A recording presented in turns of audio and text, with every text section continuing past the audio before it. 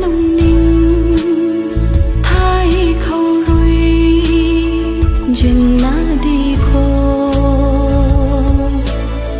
trên na khăng thua chiều về thung na khăng rui cùng nghe khát khát lung ninh thái khâu rui trên na đi khô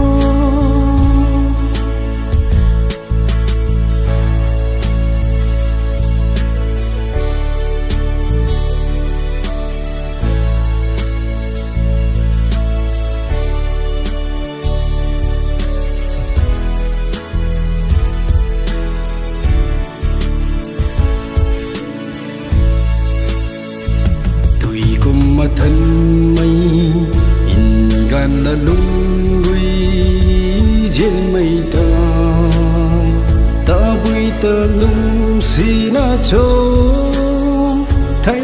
ni ring nắng khăng rồi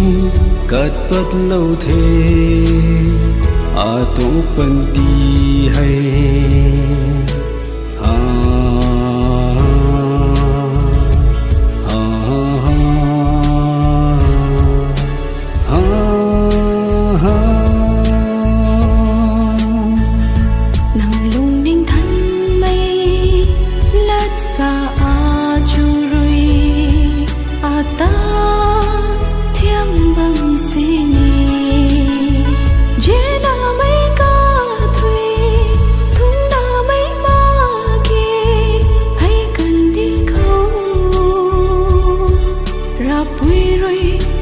suy lâu mà ghé thay ra bụi rồi xăm suy lâu mà ghé thay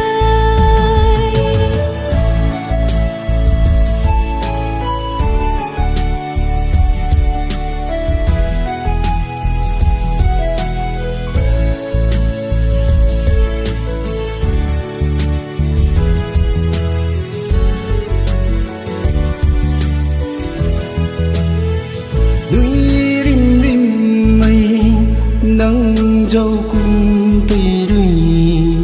tì kim lâu thế lung tung viên ra quê hay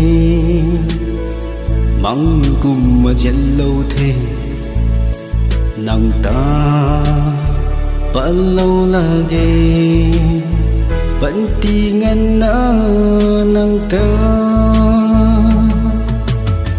trên là không thua chiều ấy thung na khăng rui cùng nghe khát khát lung ninh